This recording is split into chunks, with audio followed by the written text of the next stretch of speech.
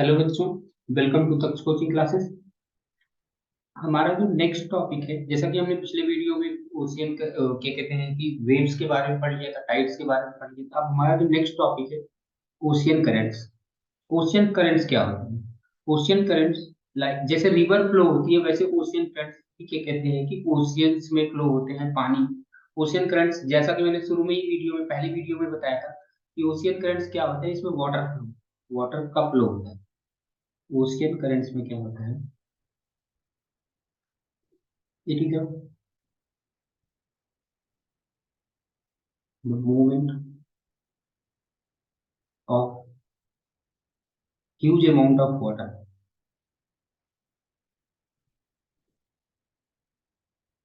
from one place to another।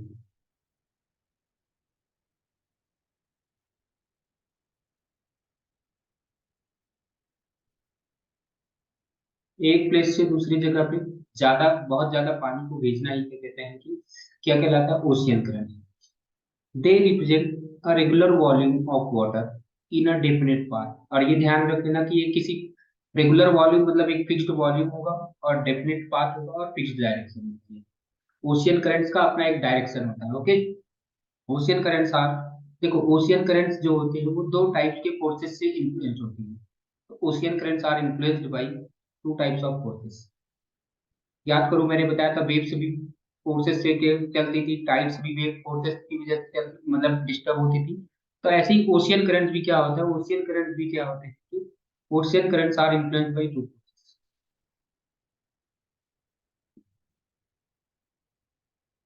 Are influenced by two types of forces. अब वो कौन दो टाइप्स फोर्सेस, समझना। सबसे पहला primary force that initiate the movement of water. Primary force जो होता है वो क्या होता है, इसमें क्या होता है, प्राइमरी फोर्स होता है जो स्टार्ट करेगा, इट इनिशिएट्स। इनिशिएट मतलब क्या होता है, स्टार्ट करना। द ओशियन करंट ये स्टार्ट करता है। दूसरा सेकेंडरी फोर्सेस जो इन्फ्लुएंस करते हैं। सेकेंडरी फोर्स जो एक तो इनिशिएट करेगा, एक को क्या कहते हैं कि फ्लो करता है। एक इनिशिएट करता है, दूसरा क्या करता है, फ्लो करने में। सेकेंडरी फोर्स जो होते हैं वो क्या होते हैं, ये फ्लो करने में सहायता करते हैं, हेल्प टू फ्लो। इतना बात समझ में आ गया होगी। अब primary forces that influence the currents are, primary forces में कौन कौन सी चीजें आ जाती हैं, तो देखो जैसा कि मैंने बताया था कि यहाँ पे दो टाइप के फोर्सेस हैं, एक होगा प्राइमरी, एक होगा सेकेंडरी। Primary, secondary. प्राइमरी में कौन कौन सी चीजें आ जाएंगी, प्राइमरी में आ जाएगा सबसे पहला हीटिंग बाई सोलर एनर्जी।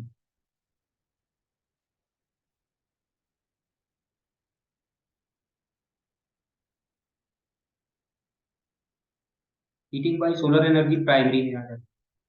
दूसरा विंड, विंड भी क्या कहते हैं कि इसी में आ जाता है। तीसरा ग्रेविटी, ग्रेविटी भी इसी में आ जाता है। और चौथा कोरियोलिस फोर्स,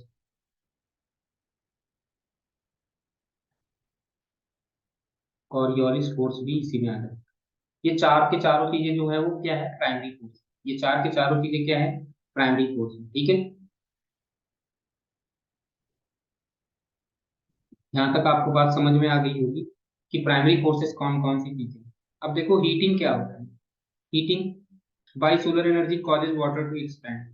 तो हीटिंग की वजह से क्या होता है, एक्सपैंड होता है। हीटिंग की वजह से वाटर क्या होता है, एक्सपेंड होता है। इस वजह से क्या होता है कि इक्वेटर के पास, जो इक्वेटर के पास हमें पता है हीटिंग ज्यादा होता है। तो यहाँ पे क्या कहते हैं कि जो वाटर होता है about 10 centimetre higher than the middle of latitude. तो कल को क्वेश्चन पूछ लिया गया, मान लो पेपर में क्वेश्चन पूछ दिया गया, वाई, हाँ, why near the equator. Why the wind.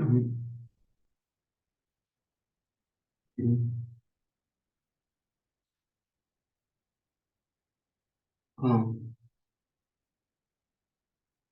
Y the sea level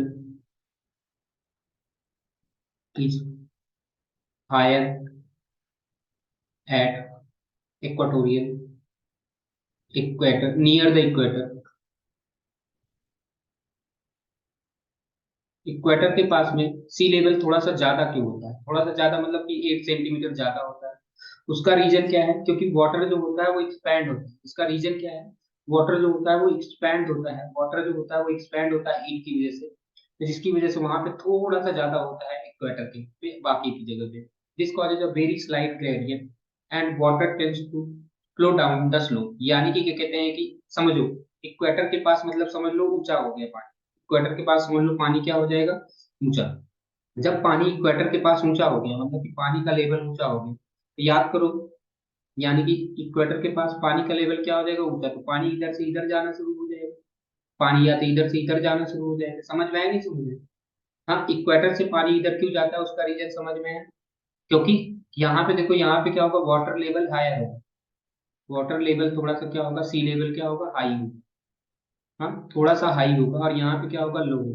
तो याद करो, कोई भी चीज हाई टू लो फ्लो होती है, तो हाई टू लो फ्लो हो रही है। इसका रीजन क्या है? क्योंकि यहाँ पे सोलर एनर्जी ज्यादा है। तो समझ आएगा नहीं समझ में? सोलर एनर्जी की वजह से क्या होगा? Wind blowing on the surface of the ocean pushes the water to move. अच्छा, ये जो वाटर को मूव करने में सहायता कौन कर रहा है? जो हवाएं चलती हैं। वाटर को मूव करने में सहायता कौन कर रहा है? जो हवाएं चलती हैं, जो विंड्स चलती हैं। ये कहते हैं कि वाटर लेवल पे, तो वो क्या कहते हैं? उसको मूव करने में सहायता करते हैं। ठीक है। Friction between wind and the water surface affect the movement of the water body in its course. तो यहाँ पे जो फ्रिक्शन होता है, फ्रिक्शन भी काम करेगा। एक फ्रिक्शन भी तो होगा, किसके किसके बीच में होगा? विंड और वाटर सरफेस के बीच में, तो वो भी थोड़ा सा काम करता है, उसको रोकने में काम करेगा। Gravity tends to pull water from down water down the pipe and create gradient variation. देखो क्या होता है कि ग्रेविटी क्या करती है? ग्रेविटी क्या होती है? हमेशा वाटर को नीचे की ओर खींचेगी। वाटर को क्या कहते हैं कि वाटर को वो नीचे की ओर खींचेगी। जब वाटर को वो नीचे की ओर खींचेगी, तो क्या होगा? वाटर को जब नीचे की ओर खींचेगी तो वाटर नीचे जाने की कोशिश करेगा। तो इसके कारण से फिर से क्या होता है कि क्या कहते हैं कि इसके कारण फिर से क्या होता है कि वाटर मतलब कि कहीं पे ऊपर होगा, जहां जहां पे ग्रेविटी में।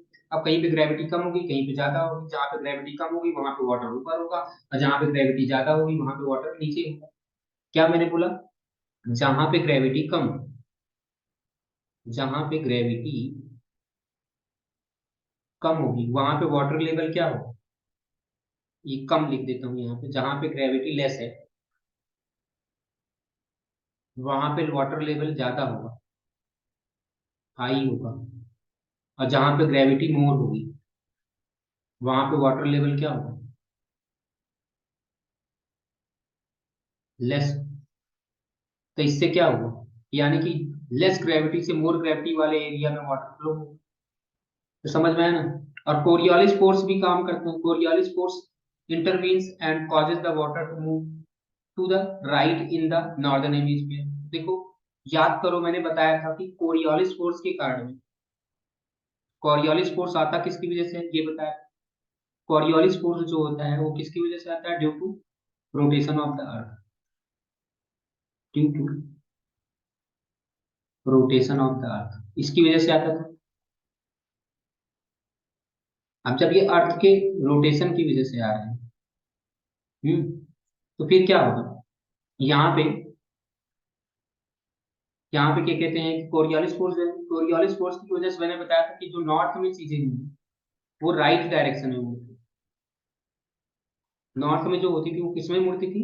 राइट डायरेक्शन में होती थी। और जो साउथ में होती थी वो किस में मुड़ती थी? लेफ्ट। जो साउथ में चीजें होती थी वो किस में मुड़ती थी? लेफ्ट में। तो यहाँ पे जो वाटर होगा वो राइट में, जो करंट्स होंगी वो वाटर करंट्स जो होंगी वो राइट में मुड़ जाएंगे। नॉर्दर्न हेमिस्फीयर में जो वाटर करंट्स चल रही होंगी, मान लो वाटर करंट्स ऐसे जा रही है, समझ लो, मान लो यहाँ से ऐसे समझ लो, मान लो वाटर करंट्स यहाँ से ऐसे जा रहे हैं। अब मुझे बताओ इसका राइट किधर है? वाटर करंट ऐसे जा रहे हो, वाटर करंट इधर से इधर जा रहे हैं, तो नॉर्थ में हमेशा किधर मुड़ने की कोशिश करेगा? राइट में, तो मतलब राइट में मुड़ेगा। अगर मान लो इधर आ रहा होता तो फिर क्या होता? वो किधर मुड़ रहा हो? लेफ्ट मतलब कि इधर मुड़ रहा हो। समझ रहे हो ना? अगर इधर आ रहा है तो किधर मुड़ रहा होगा? इधर मुड़ रहा हो, क्योंकि लिफ्ट। अच्छा, सॉरी, ऊपर से नीचे आ रहा होगा तो लेफ्ट से ये वाला हो जाएगा तो इधर मुड़ जाएगा। तो आपको समझ में आ गया कि किधर मुड़ रहा हो। ठीक है, तो ये सब हमने पढ़ रखा है। आगे, तो वाटर करंट्स किधर से किधर मुड़ जाएंगे ये बात समझ में। These large accumulations of water and flow around them are called gyres. तो क्या होते हैं गायर्स? क्या होते हैं? पेपर में पूछ लिया जाता है गायर्स क्या होता है। तो गायर्स का मतलब क्या होता है कि जो लार्ज accumulations ऑफ वाटर, जब वाटर बहुत ज्यादा इकट्ठा हो जाए और फिर क्या होने से लगे, फ्लो होना शुरू हो जाए, तो उसे क्या बोल दिया गया? गायर्स बोला गया। These produce large circular currents in all the ocean basin. इसकी वजह से क्या होता है कि लार्ज ओशियन करंट्स आ जाए।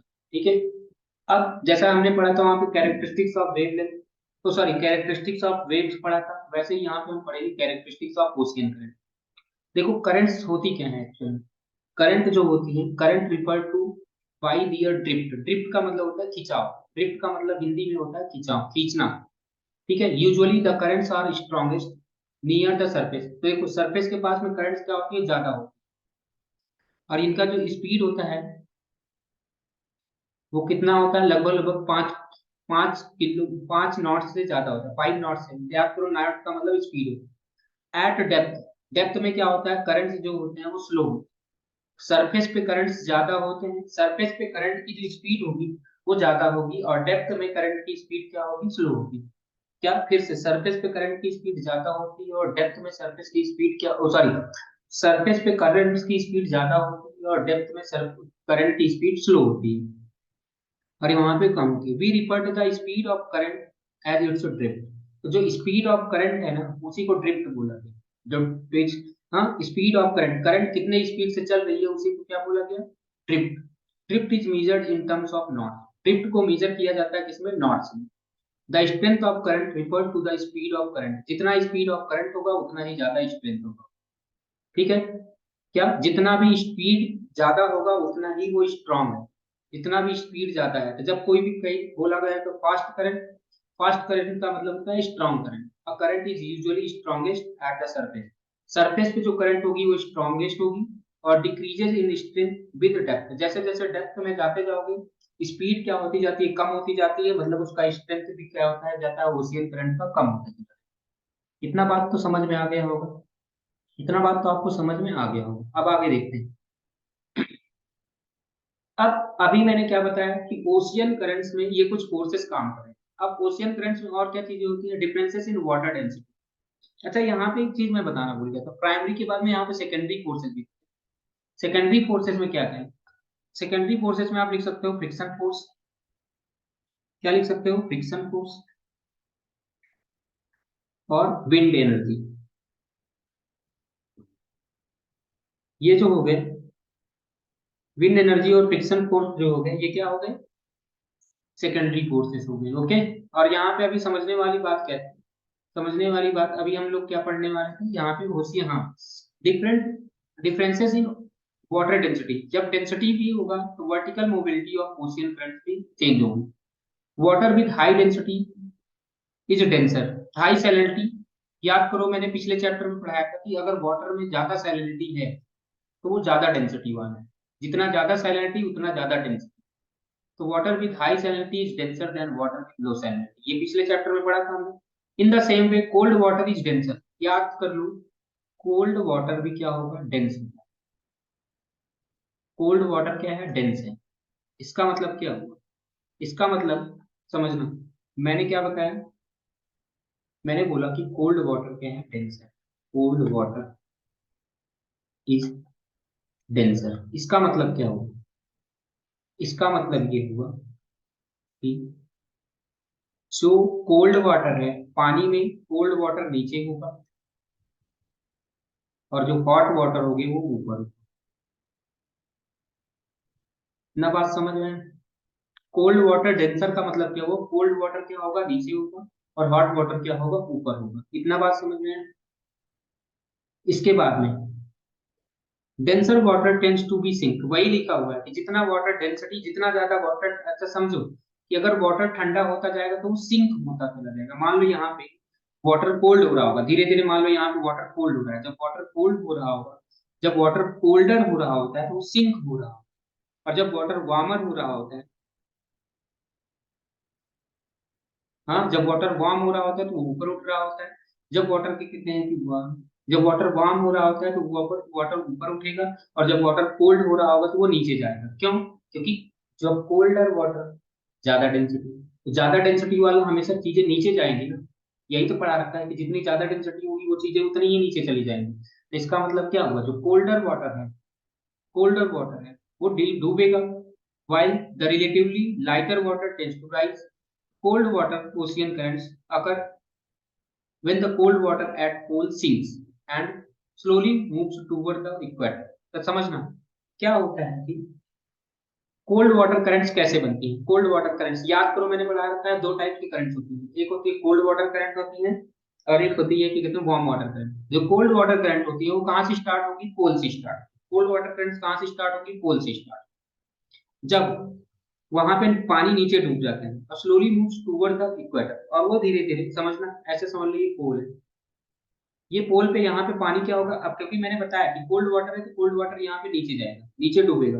अब वो नीचे से डूबते डूबते इधर से इधर आना शुरू करेगा, तो कोल्ड वाटर ऐसे चलता है, कोल्ड वाटर इधर इक्वेटर की तरफ आता है। ठीक है, याद करो मैंने पहले ही पढ़ा रखा है, कोल्ड वाटर इक्वेटर की तरफ आता है। फिर उसके बाद में वार्म ओशियन करंट जो वो क्या होते हैं, इक्वेटर से इक्वेटर पे जाती है, लेकिन ये सरफेस पे चलती है। ठीक है, ये सरफेस पे चलती हैं, वो सरफेस पे नहीं चलती हैं। वार्म ओशियन करंट्स कहाँ पे चलती हैं, सरफेस पे चलती है। वार्म ओशियन करंट्स, क्योंकि अभी मैंने बताया वार्म, जो वार्म ओशियन करंट्स क्या होगी, जैसे मान लो यहाँ पे गर्मी है, तो यहाँ से पानी गर्म हुआ, पानी गर्म हुआ तो इधर मूव करना शुरू कर, इधर जाना शुरू कर देगा, पोल की साइड में। और ये सरफेस पे ही होगा, क्योंकि हमें पता है वार्म वाटर ऊपर ही रहता है, वार्म वाटर ऊपर ही रहता है, इसलिए वो क्या कहते हैं कि ऊपर से ही सरफेस पे चलता है। ठीक है, warm water, warm ocean currents जो होते हैं वो कहाँ पे चलते हैं, वार्म ओशियन करंट्स कहाँ पे चलती है, सरफेस पे चलती है, flowing toward the pole to replace the sinking cold। जो यहाँ पे देखो, अब समझना, यहाँ पे कोल्ड वाटर इधर से इधर आ रहा है, तो इधर से वार्म वाटर इधर जाएगा, तो ये एक प्रकार से साइकिल ऐसे चलता रहता है। क्या, यहाँ से देखना, यहाँ से कोल्ड वाटर इधर आने की कोशिश करेगा, यहाँ से वार्म वाटर इधर जाने की कोशिश करेगा, तो कुल मिलाकर के एक प्रकार से ये नीचे से ऐसे इधर आ रहा होगा और ये ऊपर से ऐसे इधर जा रहा होगा, कुल मिलाकर के एक साइकिल चलता रहता है। इतना बात समझ में आ गया होगा, इतना बात तो समझ में आ गया होगा आपको। अब बात कर लेते हैं types of ocean current. Ocean currents के टाइप्स कौन कौन से।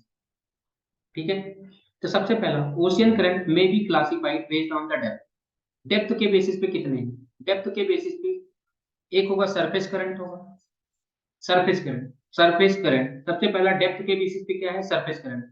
इसमें क्या होंगे, 10% of all the water in the ocean, ये 10% ऑफ वाटर में है। ठीक है, दीज वाटर्स आर अपर, यानी कि 400, याद करो मैंने पिछले चैप्टर में एक डायग्राम पढ़ाया था ऐसा कुछ, पिछले चैप्टर में हमने एक डायग्राम पढ़ाया था ऐसा, ये था जब बताया था यहाँ पे, ये ऐसे आया था, ऐसे कुछ आया था, फिर उसके बाद में क्या कहते हैं कि अचानक से,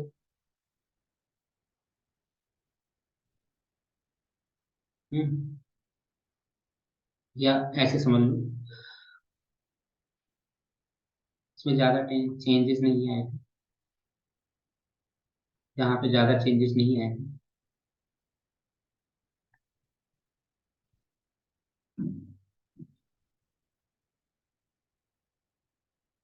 और यहाँ पे फिर अचानक से चेंजेस आ गए, यहाँ पे ज्यादा चेंजेस नहीं आए थे, फिर यहाँ पे अचानक से चेंजेस आ गए, कैसे समझ लो। तो फिर बताया था ऐसे, तो यहाँ पे जब ये वाला जो रीजन था, तो जो सरफेस करंट होंगी वो कहाँ पे होंगी, 400 मीटर तक होती है, कहाँ तक होती है, 400 मीटर तक। फिर उसके बाद में deep water ocean current, deep water जो होती है वो 90%। मैंने बताया 10% ऑफ वाटर में कौन चल रहे हैं, surface current. 10% of all water में कौन चल रहे हैं, सरफेस करंट। और वहीं पे 90% में जो चल रही है वो deep ocean current, ocean water. Deep water moves around the basin due to variations in the density और ग्रेविटी। ये किसकी वजह से चलती है, डेंसिटी और ग्रेविटी की वजह से। और ये ज्यादातर किसकी वजह से चलेगी, टेम्परेचर की वजह से। ये टेम्परेचर की वजह से या डेंसिटी और ग्रेविटी की वजह से। Deep water sink into the deep ocean basins at high latitudes where the temperature are cold enough to cause the density to increase। वहां पे टेम्परेचर इतना ज्यादा होता है, टेम्परेचर इतना कम होता है कि पानी नीचे चला जाए, पानी क्या कहते हैं, जो ठंडा पानी होगा वो नीचे चला जाता है, ठीक है।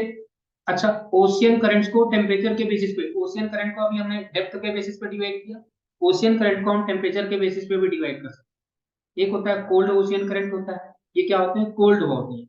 एक और क्या होते हैं, कोल्ड होते हैं। अब ये कोल्ड वाटर को कहाँ पे ले जाते हैं, वार्म एरिया में। जो कोल्ड करंट्स होंगी, कोल्ड करंट्स जो होती है वो कहाँ पे ले जाती है, जो कोल्ड वाटर होगा उसको वार्म एरिया में ले जाएंगे। और वहीं पे these currents are usually found on the west coast of the continents. ये हमेशा क्या होता है कि वेस्ट कोस्ट में। ये कहाँ पे है, ये कहाँ पे होती है, जो वार्म ओशियन करंट्स होती हैं, जो वार्म ओशियन करंट्स होती हैं, सॉरी कोल्ड ओशियन करंट जो होती है वो कहाँ पे होती है, वेस्ट कोस्ट में होती है, west coast of the continents in the low and middle latitude, low और मिडिल लैटिट्यूड्स में होंगी, ठीक है। And on the east coast of higher latitudes. क्या समझने वाली बात यहाँ पे है, बहुत इंपॉर्टेंट बात है, ये समझ लेना कि कोल्ड ओशियन करंट्स कहाँ पे पाए जाते हैं, कोल्ड ओशियन करंट्स कहाँ पे पाई जाती है ये समझना। सबसे पहला चीज हमने क्या बताया, कोल्ड ओशियन करंट्स कहाँ पे पाए जाती है, west coast of continents, west coast of continent in low and middle latitudes.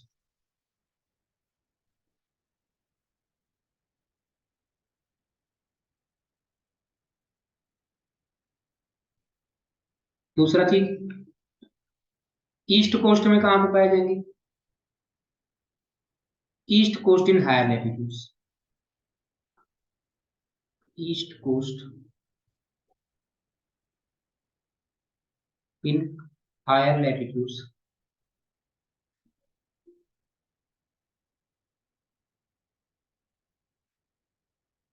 In northern hemisphere. देखना, अभी इस डायग्राम को देखना, यहाँ पे जो मैप बना है,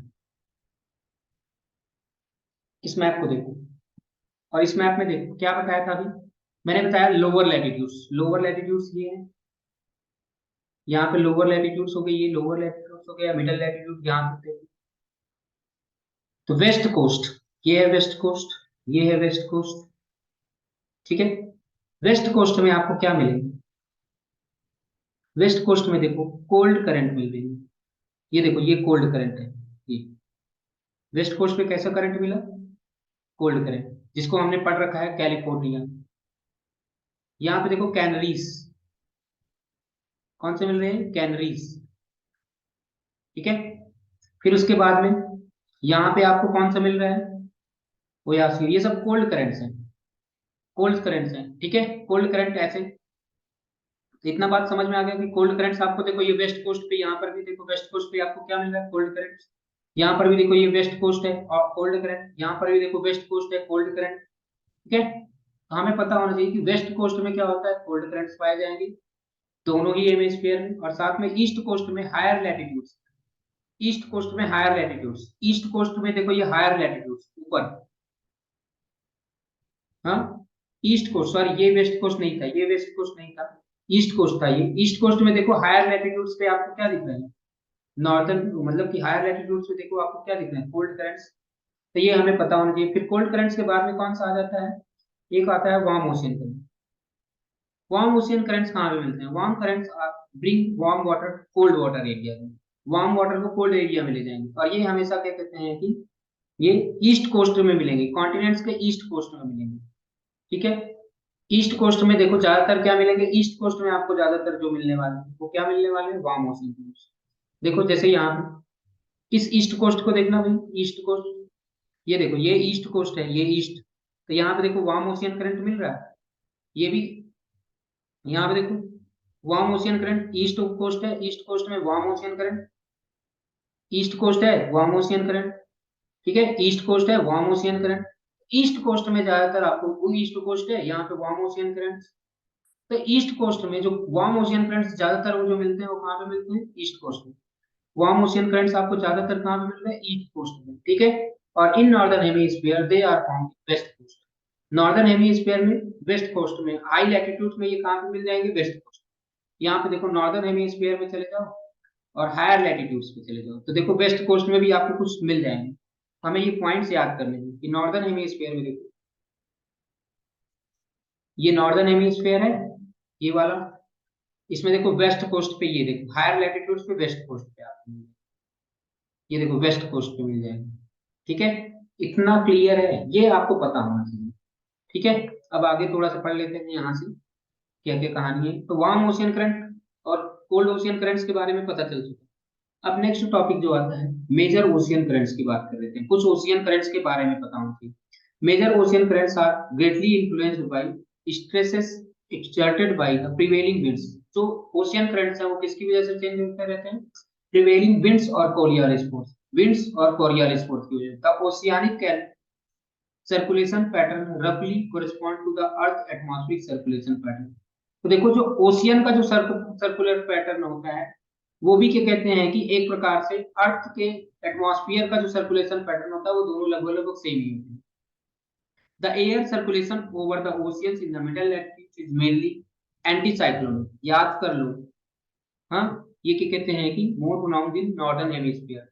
देन अच्छा, नॉर्दर्न हेमिस्फीयर में जो सॉरी सदर्न हेमिस्फीयर में anti cyclonic, the air circulation over the oceans, oceans पे जो क्या कहते हैं कि ओशियन पे जो होता है वो एंटी साइक्लोनिक होता है। ओशियन पे क्या कहते हैं कि जो एयर सर्कुलेशन होता है, एयर का जो सर्कुलेशन होगा वो क्या होगा, एंटी साइक्लोनिक होगा, ठीक है। एयर सर्कुलेशन, यहाँ पे पानी की सर्कुलेशन की बात नहीं हो रही है, एयर की सर्कुलेशन मतलब हवा में, मतलब कि एटमॉस्फेयर की बात कर रहे हैं। ओशियन के ऊपर जो होता है वो एंटी साइक्लोनिक होता है, ठीक है। और ये ज्यादातर आपको कहाँ पे मिलेगा, सदर्न हेमिस्फीयर, क्योंकि सदर्न हेमिस्फीयर में भी पानी मिलेगा। The oceanic circulation pattern also correspond to the same, यानी कि ओशियानिक पैटर्न भी एंटी साइक्लोनिक मिलता है। ओशियानिक पैटर्न में भी at higher latitudes, higher latitudes पे क्या होगा देखते हैं। हायर लैटिट्यूड्स पे क्या होता है, जहां पे विंड फ्लो होती है वो भी क्या होता है, साइक्लोनिक होती है। हाँ, the ocean circulation follows this pattern. तो यहाँ पे ध्यान रख लो कि हायर लैटिट्यूड्स में क्या होता है, ये क्या होते हैं, साइक्लोनिक होते हैं, ठीक है। क्या मैंने बताया, यहाँ से एक बार फिर से समझ लो कि कुछ ओशियन करंट्स के बारे में हमें पढ़ना है। कुछ ओशियन करंट्स के बारे में पढ़ना है। देखो सबसे पहला आया मेजर ओशियन करंट्स में आ रहा है, major ocean currents are greatly influenced by stresses exerted by winds की वजह से और कोरियोलिस फोर्स की वजह से, ठीक है। द ओशियानिक सर्कुलेशन पैटर्न रफली, मैंने क्या बताया कि जो ओशियानिक सर्कुलेशन पैटर्न है और एयर सर्कुलेशन पैटर्न है वो लगभग लगभग सेम है। क्या, ओशियानिक सर्कुलेशन पैटर्न और क्या कहते हैं कि अर्थ सर्कुलेशन पैटर्न लगभग लगभग सेम है। The air circulation over the oceans in middle latitudes, middle latitudes में क्या है वो एंटी साइक्लोनिक है। मिडल लैटिट्यूड्स में क्या है, एंटी साइक्लोनिक है। मिडल लैटिट्यूड्स में क्या है, एंटी साइक्लोनिक। और वहीं पे हायर लैटिट्यूड्स में क्या है, साइक्लोनिक। और हायर लैटिट्यूड में क्या है, साइक्लोनिक। यही लिखा ना, at higher altitudes, sorry at higher latitude, higher latitude में क्या होते हैं ये, साइक्लोनिक होते हैं। हायर लैटिट्यूड पे विंड फ्लो होते रहते हैं, where wind flow is mostly cyclonic, ये साइक्लोनिक होता है। द ओशियानिक सर्कुलेशन भी साइक्लोनिक होता है, ठीक है। इतना बात समझ में आया। In region of the pronounced monsoonal flow, जहां पे मॉनसून चलता है, the monsoon winds influence the current movement, वहां पे किसकी वजह से फ्लो होते हैं, मॉनसून मूवमेंट की। जहां जहां पे मॉनसून, मानसून का मतलब होता है जो हवाएं जो चलती है पीरियोडिक, मॉनसून का मतलब होता है पीरियोडिक एयर, जो मतलब पीरियोडिक एयर करंट जो चलती है उसे बोला जाता है मॉनसून। तो मॉनसून विंड्स जहां जहां पे चलती है वो भी करंट के मूवमेंट को, due to Coriolis force the warm currents from low latitude tend to move to the right in northern hemisphere. याद करो मैंने बताया था कि कोई भी चीज, चाहे वो एयर करंट हो चाहे वाटर करंट हो, जो नॉर्दर्न हेमिस्फीयर में है वो राइट में मूव करने की कोशिश करेगा। और जो जो नॉर्दर्न हेमिस्फीयर में है, जो नॉर्दर्न नॉर्दर्न हेमिस्फीयर में है वो राइट में मुड़ने की कोशिश करेगा। और जो क्या कहते हैं कि सदर्न हेमिस्फीयर में वो लेफ्ट में मुड़ने की कोशिश करेगा, ये मैंने पहले ही बता रखा है। हाँ ठीक है, वो चाहे वाटर करंट हो चाहे ओशियन करंट हो। The oceanic circulation transport heat from latitude one latitude belt to another. तो देखो क्या होता है कि ओशियानिक सर्कुलेशन की वजह से, मतलब कि ओशियानिक सर्कुलेशन की वजह से हीट का भी तो ट्रांसफर होगा। सोचो, जब गर्म हवाएं, देखो समझना इस डायग्राम में समझना, अभी जैसे मान लो कि यहाँ से समझना, इस डायग्राम को देखो, मैंने क्या बताया, यहाँ से अगर कोल्ड करंट यहाँ से यहाँ तक जा रहा है, तो इसका मतलब क्या हो रहा है कि हीट का ट्रांसफर भी हो रहा है, यहाँ से कोल्डनेस इधर चला जाएगा, मतलब ये एरिया ठंडा हो जाएगा। अब यहाँ से वो गर्म हवाएं आ रही है, तो ये एरिया क्या होगा, गर्म भी होगा। क्लियर है, समझ में आ रहा है ना, मतलब कि transfer of heat, air circle water circulation की वजह से ट्रांसफर ऑफ हीट भी हो रहा है। ठीक है, the cold water of the Arctic and Antarctic move toward the warmer, warmer यानी कि ट्रॉपिकल। याद करो, मैंने पढ़ा है, पहले ही पढ़ा रखा है कि ये क्या है, ये वाला जो रीजन है, ये वाला जो रीजन है, ये क्या है, एंटार्क्टिक। एंटार्क्टिक रीजन का जो वाटर होगा इधर जाएगा, जाएगा ना, इधर जाएगा। और क्या कहते हैं कि आर्कटिक रीजन मतलब जो ऊपर वाला जो रीजन है, यहाँ वाला, यहाँ से भी तो वाटर इधर आएगा, आएगा कि नहीं आएगा, समझ आएगा कि नहीं समझ में। ठीक है, तो यहाँ तक आपको क्लियर हो गया होगा। अब आगे हम बात कर लेते हैं। And the equatorial, while the warm water region जो होते हैं वो हमेशा लोअर लैटिट्यूड से पोल की तरफ जाएंगे। मेजर करंट्स जो हैं उनके हमने नाम देख लिए, मेजर करंट्स हमने इसको पढ़ रखे हैं कि कौन कौन से मेजर करंट्स हैं, देख लेते हैं एक बार कुछ नाम। हाँ कुछ नाम देख लेते हैं। सबसे पहला देखो यहाँ पे जो लिखा हुआ है, देखो यहाँ पे ये क्या है, north Atlantic drift, warm ocean current है। लैब्राडोर करंट जो है वो क्या कोल्ड है। ये अलास्का, ये कैलिफोर्निया, कैलिफोर्निया कोल्ड करंट है, अलास्का जो है वार्म ओशियन करंट है। नॉर्थ पैसिफिक ड्रिफ्ट है। और यहाँ पे देखो क्या कहते हैं कि ये हमबोल्ट करंट है, हमबोल्ट करंट जो पेरू में फ्लो होती है, पेरू के जस्ट साइड में। यहाँ पर भी क्या कहते हैं कि यहाँ पे देखो कौन कौन से क्या कहते हैं कि एक है फॉकलैंड, और एक क्या कहते हैं कि ब्राजीलियन, और फिर क्या कहते हैं कि यहाँ पे देखो ये ऐसे कौन से, इसका क्या नाम है, वेस्ट ऑस्ट्रेलियन ओशियन करंट। तो मतलब ऐसे देखो कुछ ओशियन करंट्स हैं, ये हमें पता होना। अब जो नेक्स्ट हेडिंग जो आता है उसका नाम है effects of ocean currents. Ocean currents के क्या क्या इफेक्ट्स हैं। Ocean currents have number of direct and indirect influences on human activity. Ocean current का क्या कहते हैं कि ओशियन करंट का इंसानों की एक्टिविटी के ऊपर बहुत ज्यादा प्रभाव पड़ता है। देखते हैं क्या क्या पड़ता है। जो वेस्ट कोस्ट होंगे कॉन्टिनेंट्स के, ट्रॉपिकल और सब ट्रॉपिकल रीजन में, वो क्या होते हैं, वो बॉर्डर बाई कोल्ड वाटर। याद करो मैंने अभी बताया था कि वो क्या कहते हैं कि कोल्ड वाटर से जो वेस्ट कोस्ट होते हैं, वो अगर बस क्या कहते हैं हायर लैटिट्यूड में देखा जाए तो वेस्ट कोस्ट जो होते हैं वो किससे शुरू होते हैं, कोल्ड वाटर से घिरे होते हैं। Their average temperature is relatively low with the narrow diurnal and averaging, मतलब यहाँ पे टेम्परेचर थोड़ा सा कम होता है। देयर इज अ फॉग, वहां पे क्या होता है fog, but generally areas are arid. Arid का मतलब होता है यहाँ पे कोई बारिश वारिश नहीं होगी, यहाँ पे पेड़ पौधे नहीं होंगे। West coast of the continents in the middle and higher latitude border by warm. और वहीं पे देखो, जो देखो अब समझना, फिर से समझना यहाँ से कि जो वेस्ट कोस्ट है, वेस्ट कोस्ट देखो, west coast of continents in tropical, tropical region मतलब जो जो क्या कहते हैं ट्रॉपिकल रीजन है, और सब ट्रॉपिकल लैटिट्यूड, ये यहाँ पे क्या होता है कूल वाटर होता है। वेस्ट कोस्ट में क्या होता है, यहाँ पे कूल वाटर होता है। इनका जो एवरेज टेम्परेचर होता है वो हमेशा लो होता है, इससे जो डायरेनल टेम्परेचर होगा उससे कम होगा। देयर इज अ फॉग, वहां पे फॉग होता है, लेकिन ये एरिया जो होते हैं एरिड होते हैं। वहीं पे वेस्ट कोस्ट जो होते हैं, मिडल एंड हायर लैटिट्यूड, जो हायर लैटिट्यूड्स में होंगे जो वेस्ट कोस्ट होते हैं वो वार्म वाटर्स होते हैं, जो क्या कहते हैं कि डिस्टिंक्ट मरीन क्लाइमेट, अलग अलग मरीन क्लाइमेट रहते हैं। They are characterized by cold summers, यहाँ पे गर्मी थोड़ी सी ठंडी होगी, और रिलेटिवली माइल्ड विंटर्स, यहाँ पे विंटर जो होगी हल्की होगी। ठीक है, warm currents flow parallel to the east coast of the continent, जो ईस्ट कोस्ट में जो पैरेलल फ्लो होती है वो ट्रॉपिकल रीजन में, this results in warm and rainy climate. तो वहां पे क्या होता है, वार्म क्लाइमेट हो जाएगा।